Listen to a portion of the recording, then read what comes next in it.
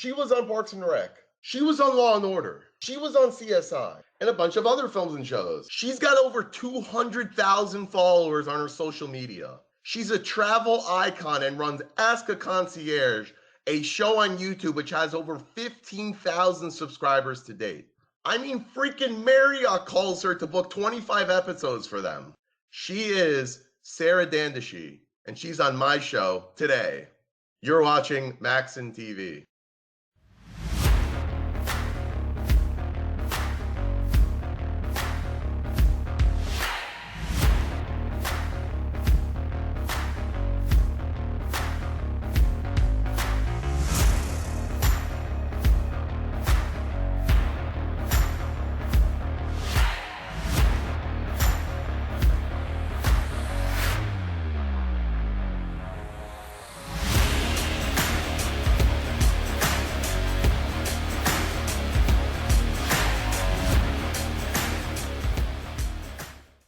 We have the world famous, and I can say world famous, Sarah freaking Dandashy on the show. Unbelievable to have you. I'm so excited. I bet all of my 14 viewers are also excited as well. Thank you so much for joining the show.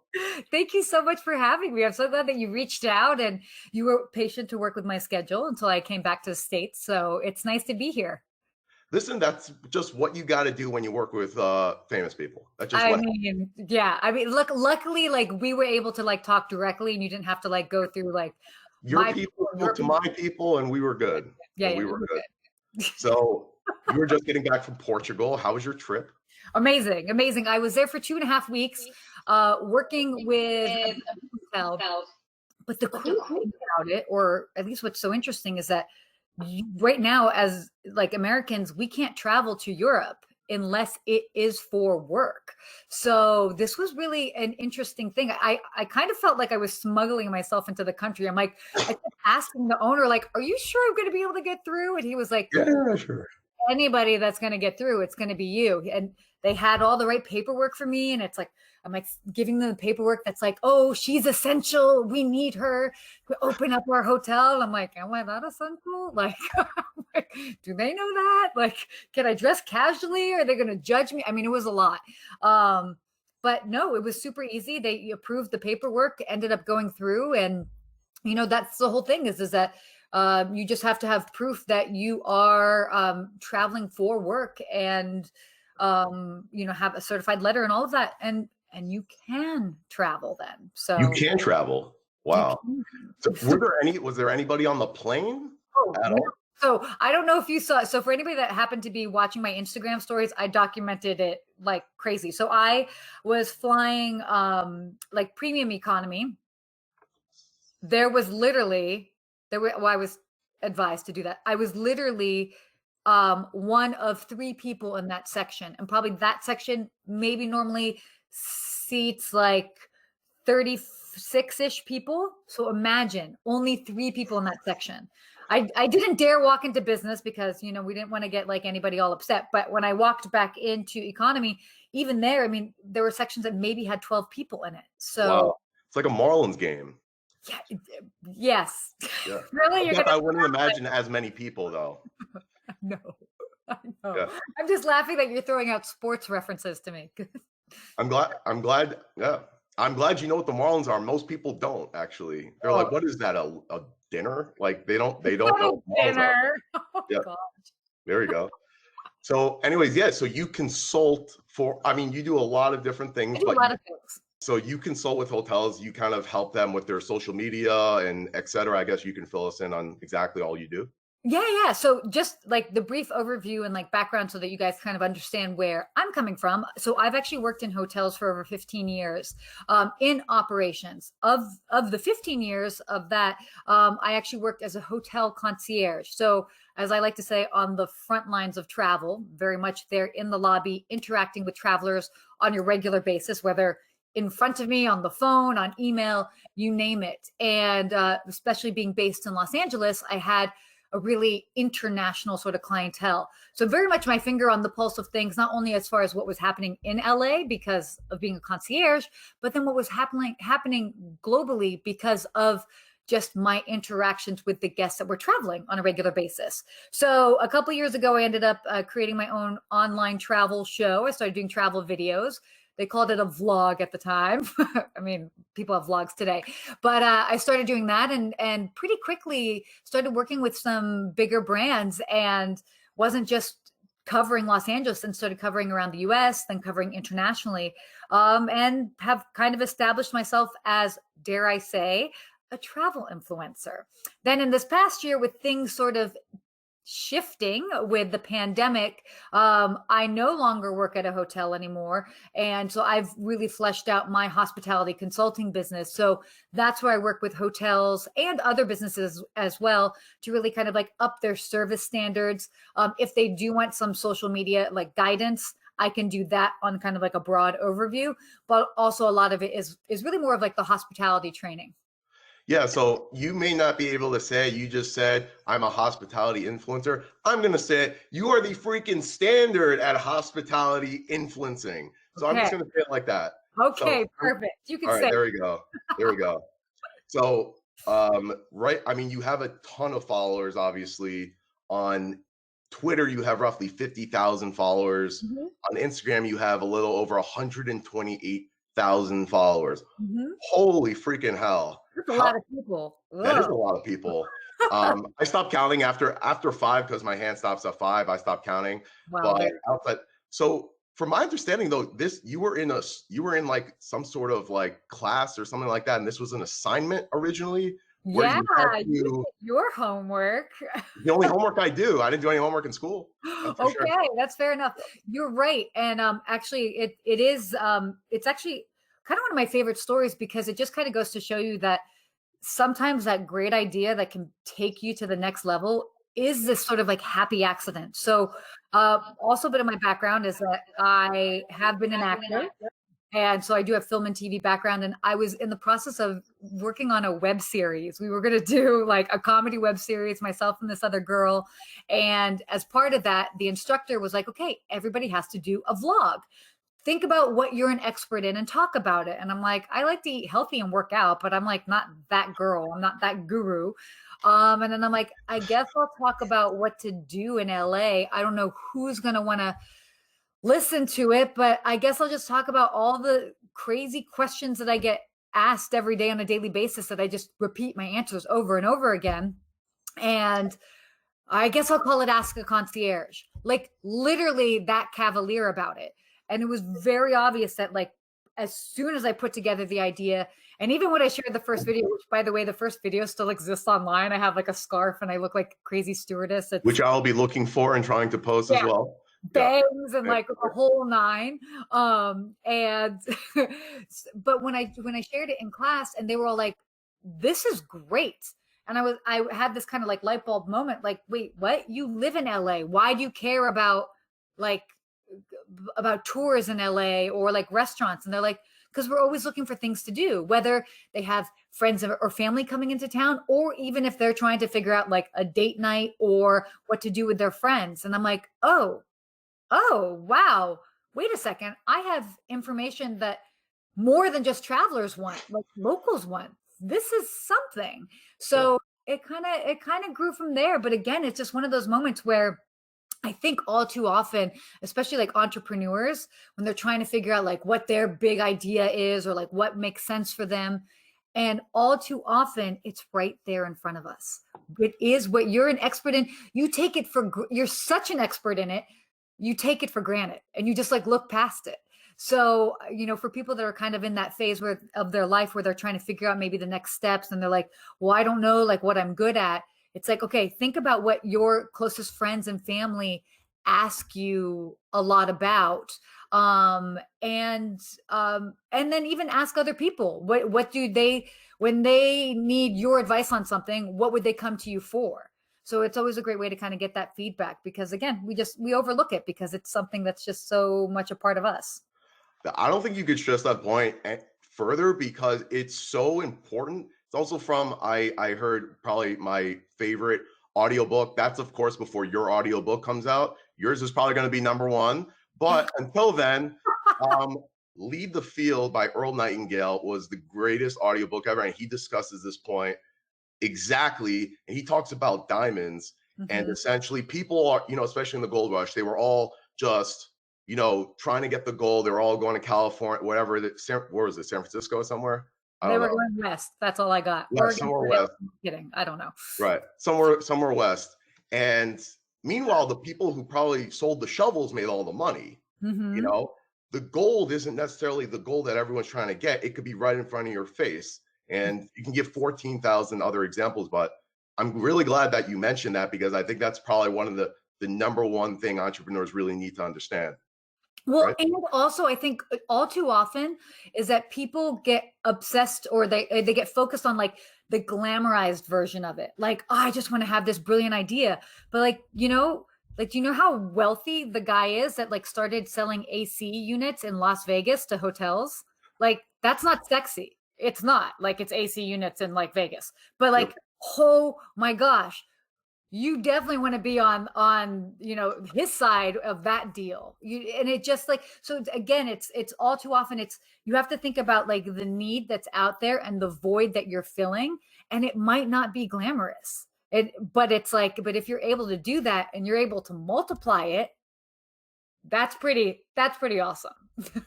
100%. It's actually, there was a gentleman, he grew up where my dad grew up in Mhm. Perth Amboy, New Jersey, which for those of you who don't know where that is, it's literally the garbage heap of the United States, essentially. It's the only place where so when somebody asks you for directions, you probably actually give them directions, or I guess, sent them, like, did you ever give them like those map quests you print out or whatever? Yeah.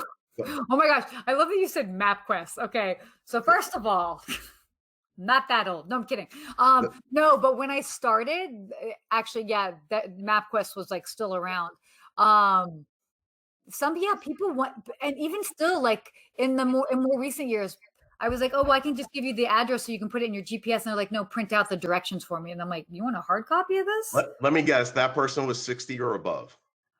Correct. They were Yeah. also very upset that we didn't have hard copy newspapers because we were making a green decision, and they were like, "Oh, but I just don't Oh, get it." It's like, right. all right, you probably have an iPad, sir. It's okay. I'm I feel like he would be one of the few people who would still have a flip phone, if that. Probably. Probably, Yeah, people are interesting when they travel. for Either sure. like super flexible, or quite often they're not flexible, and then they get all their feathers ruffled. Yeah, especially at fancy hotels, they have the biggest pricks on God's earth. Wow. So, Yeah, I have been trained to really like choose right. my words wisely when it comes to that, but I would say that you are not too far from the truth. This is why you had a long, prosperous career in that field, and I didn't. I actually did work in a hotel, but for a month. Oh, what Even, did you do? what did I do? Were you guest facing? Like, There we go. I was actually in New Jersey for the summer. I was still living in Miami, and I wanted to. One of the biggest things I really wanted to do was work in a hotel and be honestly, I really wanted to work in a hotel and see what it was like. And so I remember there was a sign outside of a certain hotel. I guess I'll tell you after. But it says we are hiring. So I walked in and I'm like, there's a sign outside that says you're hiring. Is that true? He's like, yes. He's like, what job do you want to apply for? I'm like, whichever one pays the most, you know? And so that's kind of how things were. They're like, since you're only here for a month, we're gonna they put me originally in janitorial, whatever it was. I literally cleaned the bathroom in a hotel and I vacuumed the whole place. And so I no. do know what that's like. I lasted one day. I blew out my back, and they put me in charge of like the breakfast. And so Okay. even though I've only been there for like a month, I've I'm not going to say I've seen it all because I obviously haven't, but I've seen enough. But you did, it sounds like they put you in like a bunch of different positions, so you got to Yes. have a little bit of a taste. I Oh mean, yeah. you don't need to have extensive experience to No, get a for sure. taste for it. So I, I interesting. saw I saw enough where there were certain aspects of it that were completely mismanaged, totally. Sure. I mean, I can go on forever, but anyways, I wanted to get back to so my original thought was so there was somebody that my dad grew up with, Mhm. and he ran this guy's father ran a garbage business. He had Okay. one client. He'd take his garbage truck and go to Chevron and pick up all their garbage literally every single day. Wow. Everybody made fun of that person. Oh, you're in the garbage and whatever. He was laughing all the way to the bank. I'm sure. That guy made a fortune. So again, low-hanging fruit, or it could be right in front of your face, but people like glamour. So I don't know. Yeah, they do. They do. So yeah, so the way that I actually came across you was I was watching Hospitality Minute, and so you came out, and I'm just literally, my thought process in my head, I'm like, what the hell? Like, I literally thought you were like a professional CNBC correspondent. I'm just like, the video quality is out of this world. You did not stutter at all. Apparently it was live too. Like I don't know. What the hell? I'm just like, this person really knows what they're doing. And so I'm just like, who the hell is this person? I was about to say, I was like, where was I? I must have like still been in the States and had my stable Wi-Fi here. But yeah, I mean, I trip over words sometimes. Yeah, I'm just good. Yeah, I'm just really I do have a couple of secrets that I do have notes for myself very close to where the camera is. So got you. Yeah. Okay, fine. Yeah, teleprompter or no? No. I'm doing it on my laptop. I literally, look, I'll share some little tips. So especially for like a Zoom, or let's say doing something like this, if I had notes that I specifically wanted to make sure that I would touch on, I write down notes on a Word document, make it a little bit narrow so that my eyes don't have to like shift like this on the page. And then I basically move it to the top of I'll put my hand here, the top of the screen. And then if it's something that's a longer thing, I actually literally just scroll up on the document so that the words are it's almost like a teleprompter, but I'm not using it to like speak verbatim. I'm using it as like a reminder of like what I'm going to talk about next. So that's really smart. And clearly it works for you. It does, Yeah. You do. There's so much stuff that I'm doing on a regular basis. Sometimes I'm like, I can't keep track of this. Of course. And why would you? I mean, you're natural. So I honestly thought to myself, I'm like, this person must have had some kind of coaching of some sort. And I think I'm right in the fact that you have, because when I actually looked more into you, you were an actress, and you did you come across my IMDb page? I think so. Yeah. Is it not? Yeah. Listen, one of many other pages, whatever Google has. But you are super legit. So am I right? Were you actually trained as far as like how to be on camera and stuff like that, or you're just really that good? My background is in acting. So it's like I've spent a lot of time on camera. Now, granted, like being on camera and acting like in film and TV it's going to be very different. But I also studied film and TV and producing. So I also understand the process from the other side. And interesting enough, when I first moved to LA, aside from taking acting classes, I was like, hey, I really want to take like producing and directing classes. And I remember somebody very specifically in the industry was like, pick a lane. Why would you do that? Like, just be an actress. And I was like, well, if I educate myself and I have the skills in multiple parts or like positions, like as far as the entertainment industry, wouldn't it just all go together? No, just focus on one thing. But I was like, no, I want to know everything, because I want to know that like if I'm performing, I also know how the editing process goes. So then whatever I'm doing on camera, I'm thinking like an editor. It's in the long run, which saves time for the editor. I mean, I'm not necessarily, or I can do it myself. But so yes, so I'm very well versed with like being around a camera. I do know how to edit. I am fine and comfortable on camera. And then really with social media was also just another way to kind of practice as well too. I know all too often people are like, oh my gosh, how am I going to talk on camera and this? And I'm like, start with Instagram stories. It disappears after 24 hours. Like, so long as you don't say something horribly offensive. So it's like to think that people could at least be able to keep themselves reined in for that. At least for those 5 minutes, but yeah. I mean, come on. Yeah. All you got to do is for 15 seconds, okay? For I don't have an Instagram. I have no idea how it works, honestly. oh, So, what? yeah, Oh, it's true. all Yeah. right. Whatever. Well, okay. All right. So your millennial card is revoked, okay? Oh, yeah, there we go. I'm sorry. That's okay. That's okay. That hurt. That hurt. Yeah. Oh, Oh, good. Don't worry. I know. so, but the point is that yeah, it's just like with time. So certainly I understood, my way around a camera, being in front of it, being behind it, and then just with time, just practicing, and then I would write my script, like just rehearse it. And there have been many, many times that it's like, okay, this might be 30 takes. And then you get better. And then maybe something only takes 5 takes. And then maybe you can do it 1 take. So it's all been a process, but it's been hours and hours of practice. So whether on the road, at home, you name it, in a really crazy situation, freezing when you're trying to act warm and happy. Oh, it's happened. I can imagine.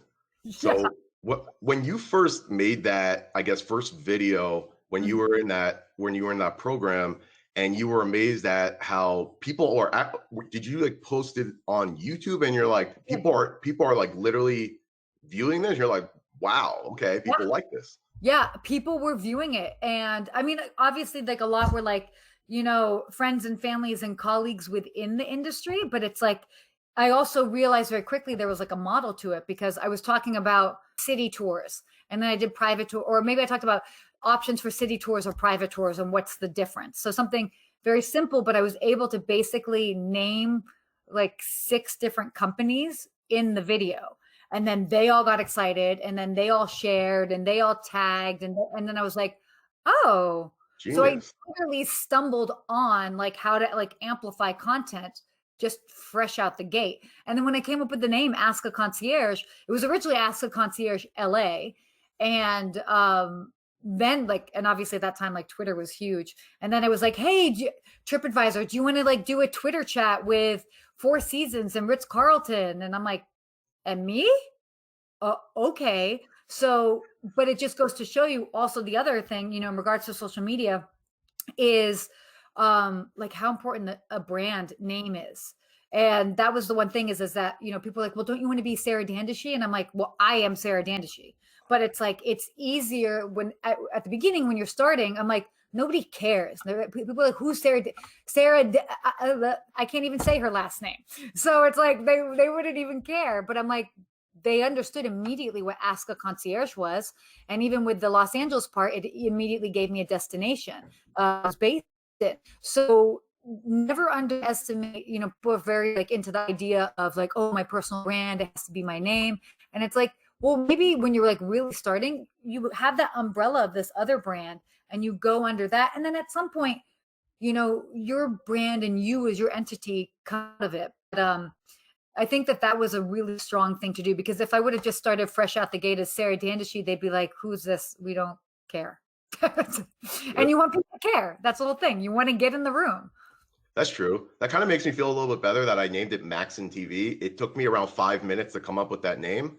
But I just didn't want to think about it. I'm just like Max, and someone used to, a friend of ours used to call me Maxon all the time. So I created Maxon, and then I realized later on that apparently there's like 14,000 other Maxons. So I'm like, oh, damn it. Oh, whatever. But I'm in the process of getting that trademarked. So, and apparently I think I'm going to get it. So we'll see. That's good. That's worthwhile to do as well, because I'm lucky that my aunt is a copyright lawyer and again, she was like, we're gonna get this trademark and registered. And I'm like, we are?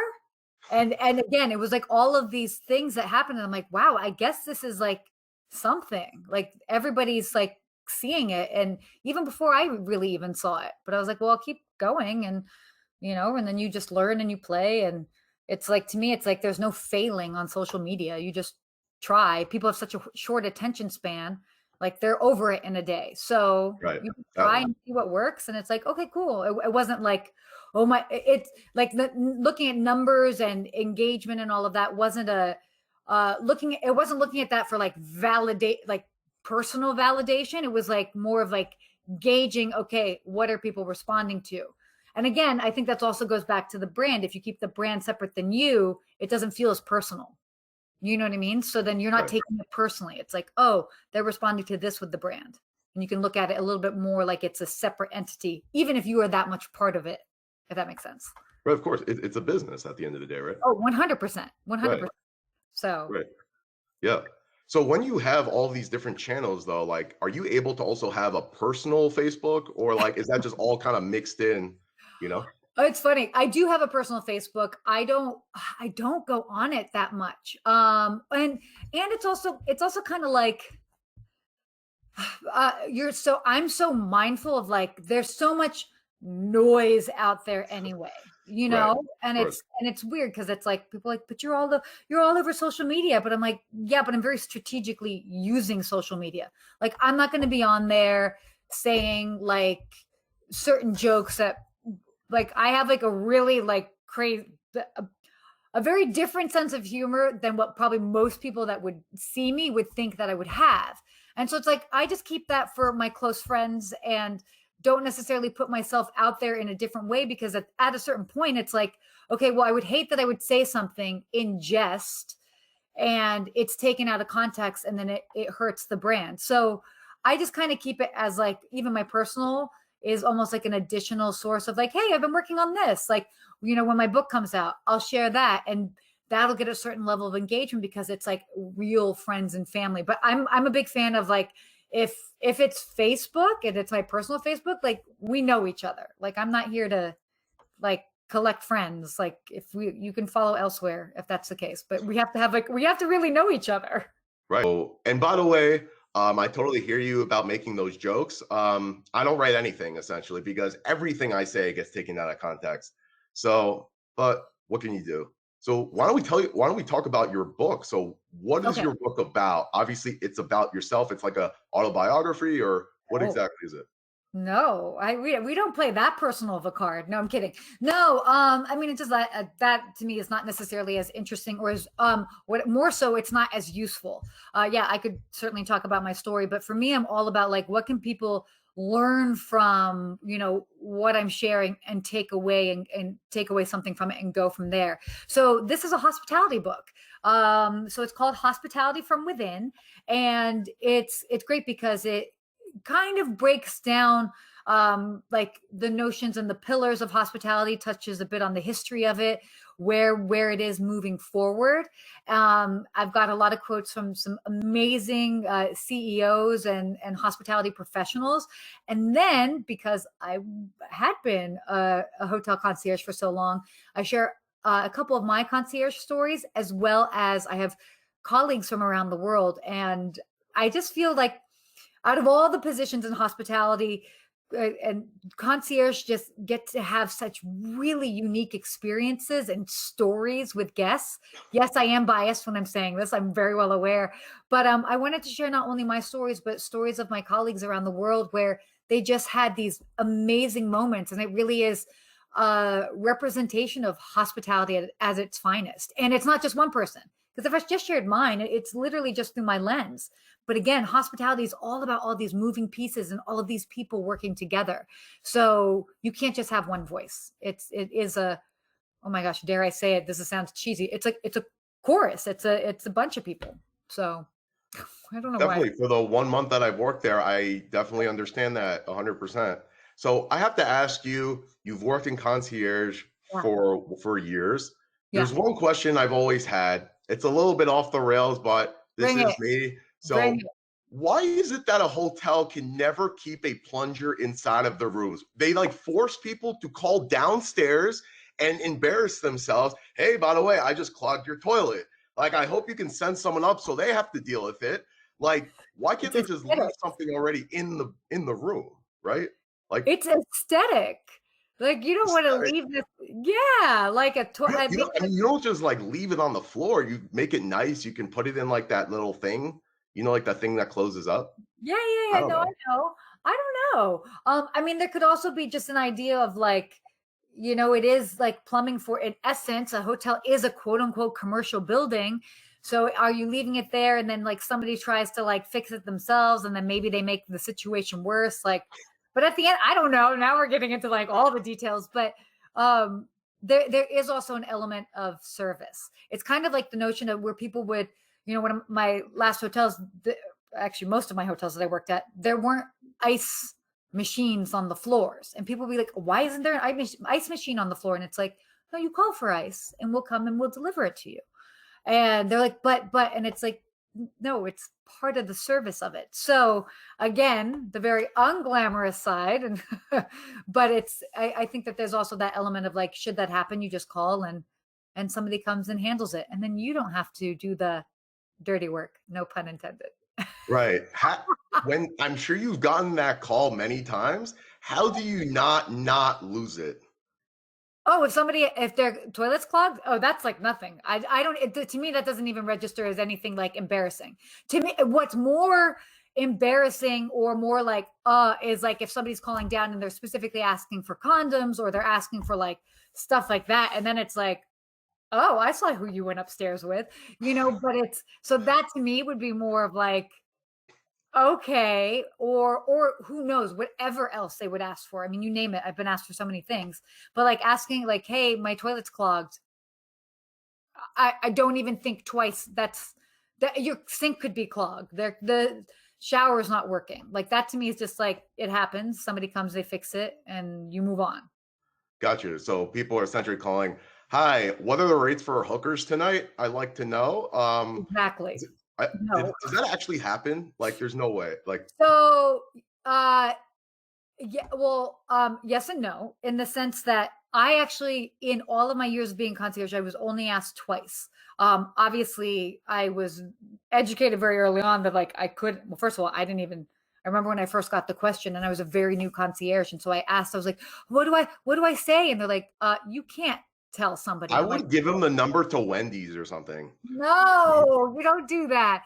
So, and then the second time, I totally misunderstood the guy. He was an older British guy, and he was like, he's like, I'd like to have an escort for the evening, and I'm like, oh, like a car and driver, and he's like, no, like a young lady, and I'm like, oh man, oh, okay, whoa, that went over my head, and then I was like, oh, well, unfortunately, I can't do that, but I can send up a LA Weekly and you can like check out like the back area. But being a female, so it's interesting. I think really being a female, a lot of people didn't necessarily ask me that versus my male colleagues who were asked a lot more. And my favorite response that an old colleague of mine used to say, and probably still does say, is he was like, I'm sorry, I'm not able to, give you references in regards to that. I'm not able to give references for something I'm not able to try. And it was like, oh, that's weird. That's cheeky. That's cheeky. But so yeah, so I mean, that's the whole thing. Like when it comes to concierge work, it's like pretty much anything goes so long as it's legal and moral. So, but, people get adventurous in what they ask for. Of course. And we document it and make fun of them. Exactly. Or I would just go in the back and just laugh or snicker or whatever. But I don't know. Like, honestly, after you've been doing it for so long, it's like, you're like, okay, whatever. It's like, surprise me, like I remember like towards the end, like people would ask, or they would come up to me. They're like, oh, I got one for you. And I'm like, and I would literally feel like I was like this old lady with like, yeah, kids, surprise me. Like, whatever. It's like, I was like, really? If you're going to lead it with that, it's probably not going to surprise me. Bring it, So, I mean, I say that in a way that it's just like, after a certain point, like you're not as, even though it's a personal interaction, you like, don't take it personally because like you've been asked so many things that you're just like, yeah, no, I can't do that for you, bro. Like next. Right. Once again, this is why I can never work in what you did, because I would be fired in 2 seconds. Max, did you tell him what? Extremely patient. But I do have to say, like, you do have to blow off steam. So I have been known to go into the back, close the door, and curse up a storm. But, really, nobody's perfect. Yeah. So I want to make one observation, especially for entrepreneurs, where a lot of people are afraid to kind of do something to get it started. From doing the little research that I've done, you were also a comedian, I believe, at one Oh time. my God, you did dig deep. I mean, I Yeah. really know stuff. Yeah. Yeah, I mean, you definitely. Yeah. I mean, can't you all of my tell guests. that Yeah. I'm a I'm sorry. comedian, or can't you tell that why I don't have a career in comedy more so? No. Actually, believe it or not, when I was like, when I first, my first interaction as far as watching that short hospitality minute, I did not think you were going to be someone who's like fun, whatever. And now that I actually know you a little bit, I'm shocked. I'm shocked that you actually are hilarious, which is quite Wait, refreshing. wait. Oh, okay, I was gonna say, I'm like, oh, so I'm funny. Okay.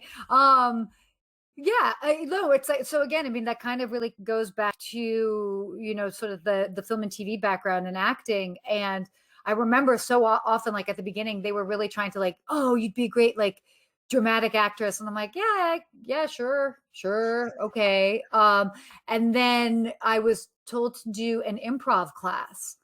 And I remember doing this improv class and I had so much fun. I would like slam my, like, I was just like also so physical and like really got into it. And then people were genuinely laughing. And I'm like, oh, I get this. And I just get to make up stuff on the fly. All right. And I say that because again, all of those that was like all training that has come into play now. That's how people are like, oh my gosh, you can think so quick on your feet and talk about stuff. And it's like, well, I mean, I used to talk about nonsense like in an improv class. If this, it's like, at least I'm like educated on something, so I find my way and I share the thought. So it's very different. But all of these have been like tools and building blocks along the way. And so yeah, so I dabbled in comedy. I did a lot of sketch comedy. I did a lot of sketch comedy, and so that's where we would write it and do it more like SNL style. And then I did a little bit of stand up, but I was like, it didn't feel right for me. But interesting is that as I started booking more speaking gigs, I had a couple of moments where I was like, actually, I was educating a bunch of doctors on like the patient experience, how to have that finer touch. And I was saying stuff, and next thing you know, I'm like seeing all of these doctors are laughing.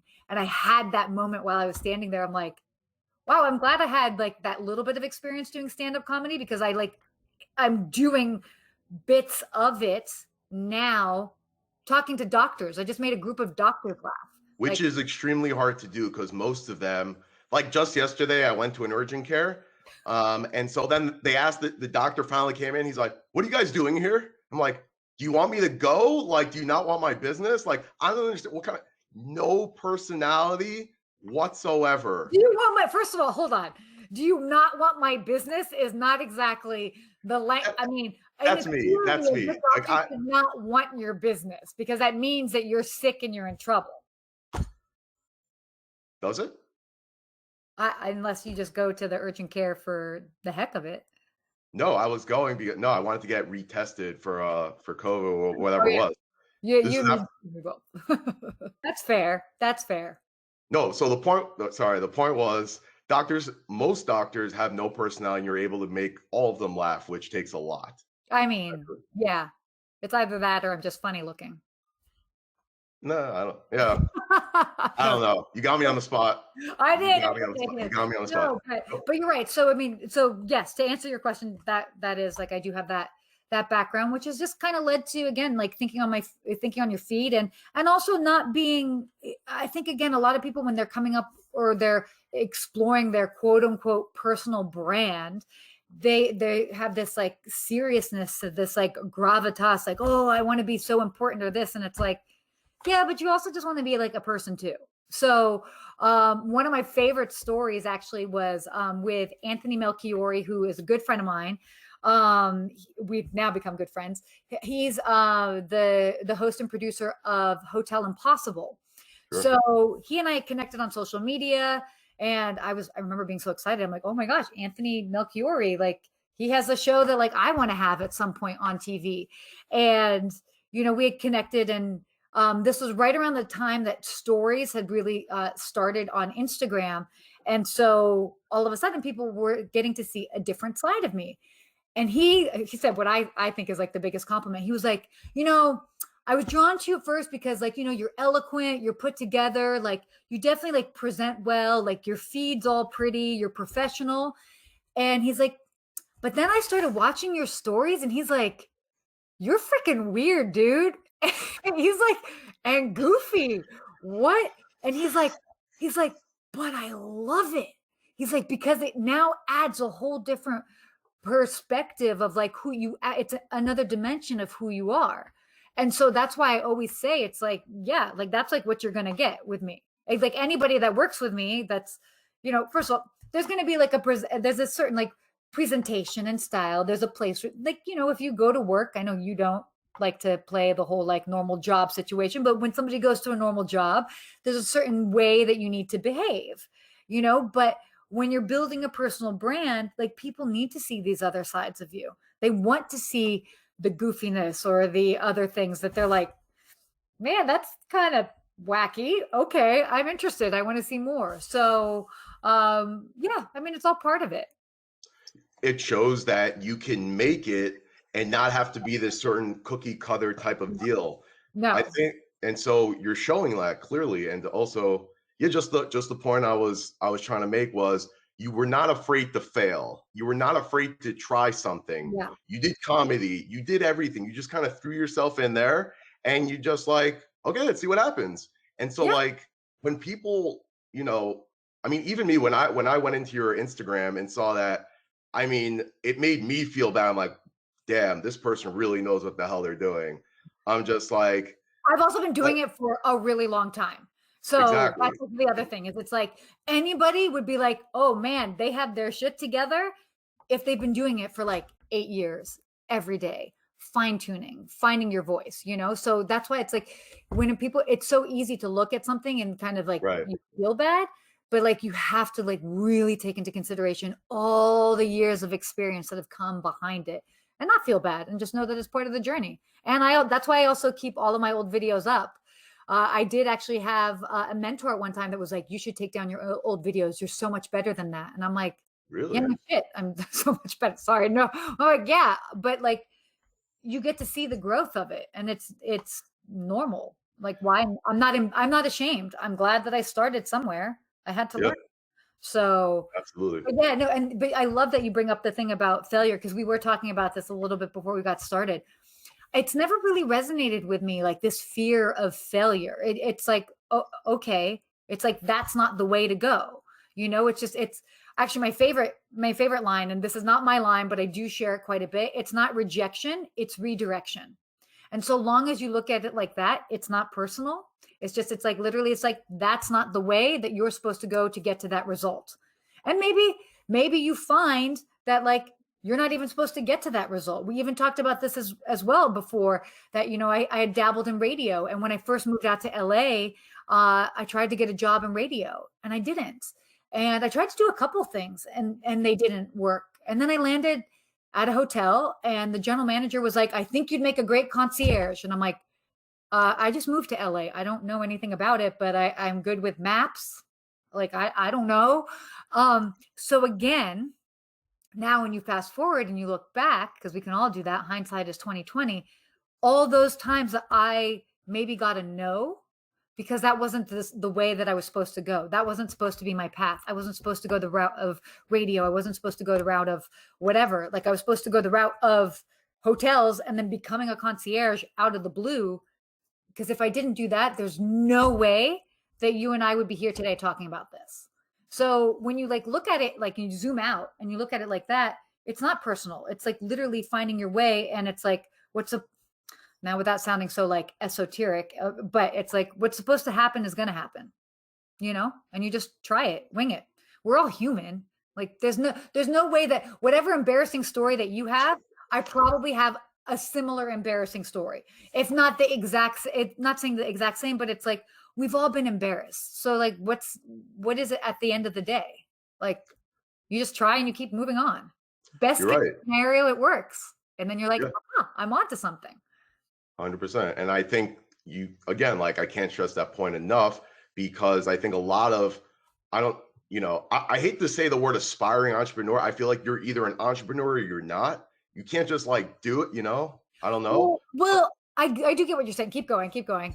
So, yeah, so, you know, they fail once or they fail twice and they give up. They're like, I had enough. I'm going back to 9 to 5. and that's it. And they give up, and they don't have no idea what could have happened if they could have kept going. And obviously, you do what's best for you. Sometimes that is, going to that 9 to 5 job, having that stability. But if you, in my opinion, if you really want something, don't just let it go. You got to at least try it, right? Mhm. I guess Yeah. that's what I was trying to bring. Yeah, I mean, and that's the whole thing. It's so interesting by just trying. I'll use like another random example. I was doing like a photo shoot in front of like one of those like Instagram walls and kind of making fun of it. So I started dancing, and so the photographer, who's my friend, started filming me dancing. So I had this like stupid video of me like dancing in front of this wall. So I put some music on it, and then I was like, this kind of like makes me laugh. Like I know this has nothing to do with my brand. I'm just going to share it. And I remember being terrified. I remember being like, oh my God, what are people going to say when I share this dance video of me dancing in front of a wall? I'm like, I'm just going to do it. And I did. And people loved it. For a while there, people were like, oh my gosh, you're the girl that dances in front of walls. And I'm like, I'm not like, but this is also like pre-TikTok. Like, I'm not doing like choreographed stuff. Like, I'm just like feeling the beat and doing it. Okay. So like, that's what it is. It's like, it's nothing crazy, but it was this carefreeness that people really related to. And I would have never started on that whole thing if I just didn't give it a try. And so you just have to try. Again, I was, especially in the world of social media, worst comes to worst, people forget about it in a day. And you're like, okay, well, people didn't really like respond to that. That's not really a thing. But generally, if it's something that you are passionate about, and if it's something that like tickles you, or you just like really are like, okay, that's like my thing. That's my thing. Whatever that is. That's my thing. I love pizza. All right, pizza review time. Okay, you love pizza. But if you go at it with that passion, you tap into that, other people, it's going to resonate with other people. 100%. 100%. You hit the nail on the head on that one. That's for sure. So and we understand why that comedy career is over. So I don't know why you keep downplaying that. I think you're hilarious. Otherwise, I wouldn't laugh. Like, So I mean, like, not only did I make you laugh, but I made you speechless for a moment there. So. Which is very hard to do, honestly. Like I have nothing to say to that. So I wouldn't downplay. I think you've got a career in that too, but you're just too busy doing everything else. Whatever. It's good to be. So what is next on the list? Like, you're obviously writing a book. Is that next on the list, or do you mentioned that you wanted to have your own show on Travel Channel? I'm honestly surprised you don't have one already. Thank you. You honestly too white and too blonde. No, I'm kidding. I don't know. No, and I am kidding by that. But no, yeah. So you totally hit the nail on the head in regards to that. So yeah, in the tail end, like in the editing stages with an editor on this book, this was something that I really wanted to do as far as to establish myself just that much more, like in the hospitality industry. And in the process of it, I actually came up with a second book idea. So the grand plan, which by the way, I have not shared with everybody, at least the grand short-term plan, is to do this. I'm self-publishing this book and hoping that, everything goes well. And then I'm also in the middle of pitching a couple of different TV show ideas, some that include me as the host. Some, it doesn't necessarily make sense for me to be the host. I actually think that it would probably make more sense to have a male host for it. So that would be something I would probably just produce, which just goes to show you, it's like, yeah, oh, okay. I don't want to put you on the spot or anything, but you do have a good voice. So this could circle back. Thank you. You're like, but that's all you have though. So we're just going to leave it with that. Good. You can read off a paper. That's good. No, I'm kidding. So then a couple of TV show pitches, we'll be working on that. And then probably towards the end of this year, we'll start book number 2. Writing a book is hard. Like, that's hard. And I know I just said, and as much as I write and as much as I produce content, I even feel like, I know my social media game, I feel like hasn't been on point, like in the past 2 months, but being in the tail end of this, and I actually did want to share this, is that especially for somebody that's like always like, go, go, go. And I do have some people that work for me, but I'm still very much hands-on in everything that I do. And I got to a point like at the beginning of the year, just kind of in assessing things. And I was like, okay, before travel starts to really pick up for me again, it's really good that I just need to focus on finishing this book when I am sitting in one place, because the idea of writing a book while I'm on a plane and going here and all of this is just like, I'm not setting myself up for success with that. So I was like, okay, really double down, know what your bandwidth is. And I know that my bandwidth is rather extensive and I can do more than a lot of people because I'm just kind of crazy and wired that way. But I also know that I do have limits. And so if I was going to continue to produce a podcast once a week, 2 videos once a week, all the social media content and all of this, there was no way that I was going to be able to finish this book. So I purposely took my foot off the gas in regards to my videos and my podcasts. And even if you've looked at my social media and if you have seen what I've done, I haven't been posting as much because I've literally been like, okay, dive fully in, be fully present so that you can finish up this book. And once you're in that better place with the book, that it's kind of like you're wrapping it up, then I'll start picking up the pace with, it'll be like I actually have like another show that I'm working on coming out as well too. So it's like the podcast, this other show, these 2 videos a week, all the different social media, and then traveling to places and all of that. So I think that's also another thing that's really important for entrepreneurs is to be very honest with yourself and know what you can handle and that you don't have to do everything at full speed. And my favorite phrase that I had a mentor tell me once, it was actually in regards to acting, but it applies to everything in life. He would talk about drive and traffic. And this was like in regards to speaking. You know, sometimes you speak a little bit faster, sometimes you speak a little bit slower. That's what we mean as far as driving and traffic. But that applies to everything in life, especially in business, that there are going to be times that it is like you are going 100 miles an hour. This is what's happening. Da, da, da, da, da. And then all of a sudden, like whether it's pacing, whether there are other things that are happening, that you're going to have to drive a little bit slower. So know that these variables in speeds are totally okay and that you don't need to hang out in cruise control. So for all my car references there. Well, you live in LA, so I feel like you have to give a car reference. A traffic reference at that too. Right. But anytime you say like how you drive in LA, I assume driving just means you put your hands on your steering wheel and you're not moving. That is the way people drive in LA. In the past year, traffic has not been that bad, so we're not going for us. Okay, good. So ending off, I guess if you were to speak to an entrepreneur, and so just to reiterate, you have a really successful career as far as the hospitality goes. I mean, you were on a lot of different shows. You go on a lot of news shows, especially, the Kelly Clarkson Show is not a news show, but Kelly Clarkson. Y'all, please welcome award-winning concierge and travel expert, Sarah Dandashy. And you get called to Portugal to kind of help them. So as far as, obviously, this was not an overnight thing, right? You put your blood, sweat, and tears into it, and it materialized. What message would you tell an entrepreneur? A couple, but I'll try to make it as brief as possible. So one is to not be afraid to do the work and know that a lot of times being an entrepreneur is not glamorous. The end result might seem glamorous, but there's a lot of work. There's a lot of working late on a Friday night, on a Saturday night, saying no to like social engagements, not even sacrificing certain parts of like your personal life. So, but if it is something that you really want to do, like you have to do the work and you have to be prepared to make to make sacrifices for it. The other aspect is I've always been a firm believer, and this is kind of maybe more for like a personal brand, but it's like if you really do the work and you do it well, you want to make it so that opportunities come to you. So it's like if you're putting yourself out there and you're just, again, like you're doing the work, the opportunities will come to you. Super quick, this past year, everything dried up with travel. I was creating content traveling. How do I still continue to create travel content when I am in my living room?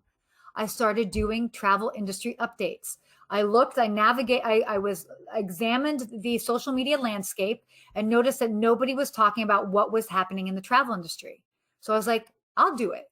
So I started talking about what was happening in the travel industry. I was doing these videos twice, and within 2 months, I got approached by the people at Marriott, and they're like, we want to book you for 25 TV shows. What? Yeah. Wow.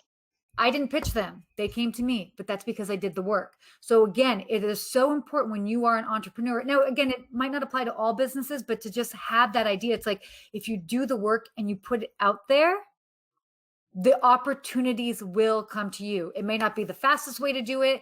It may not be glamorous because you're like, I'm not making money yet. Do you know how many years I worked for not making money? How many years I spent my own money building what was my brand? There wasn't an issue. Not that it was an issue, but it was like it wasn't a question for me. I knew that the end goal was a lot bigger, and it's like this was an investment. So you have to be prepared to make the investment in yourself, both financially and also time wise. So I'm sure there are many more things that I can say, but I'll leave it at that. So it's something digestible. That is digestible, and that is fantastic advice. So as I like to say, if you want to know something, you ask a successful person and ask them, how do you do it? So number one, thank you for giving that advice. And number two, I really appreciate you making the time to come and for being on my show. Well, thank you again. I love that we were able to do this, and I love that we just talked a little bit more about the nitty gritty, because I know all too often I talk a lot about hospitality, but for me, what's also really exciting is the entrepreneur side of it. And like to be able to be, again, we didn't even touch on this that much, but like to kind of like go through the pandemic and come out on the other side of it, an entrepreneur, when so many people were like, I don't know what to do, has been really rewarding. So yeah, it shows you can do it. There we go. Words of wisdom from Sarah Dandashy. Again, thank you so much for coming on. Cool. Perfect. All right. Sounds good.